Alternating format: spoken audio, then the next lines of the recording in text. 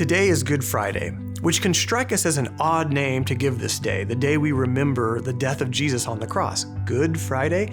Scholars aren't even sure when people started calling it Good Friday, and maybe good originally meant holy in the context of the English language. But either way, this is the day where the symbol of a cross began to change in its meaning, and its meaning began to change the world. This is the day we remember Jesus.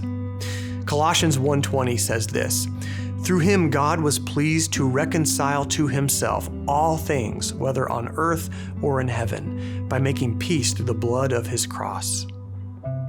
It is important to remember that the story of the cross is not a story of God finally getting so fed up and angry that he had to take out his anger on his innocent son and punish him for our sake. Jesus does offer himself as a sacrifice for sin, but it was the triune God on the cross. Our God is Father, Son, and Spirit, and while the Son felt the absence of the Father was intimately present to Jesus.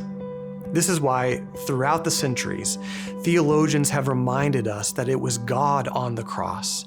It was God's love. God so loved the world. God still loves the world.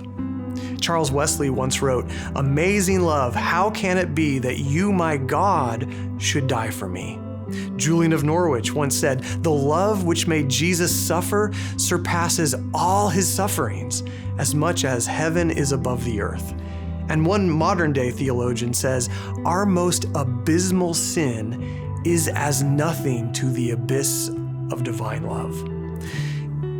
It was God stepping into our absolute worst, into the absolute worst conditions of our world where sin and death and confusion and ignorance and cruelty and frailty all meet, and there those things are confronted by God's love. God steps into the story and works the healing that only God can bring. This is why we can see this day as good.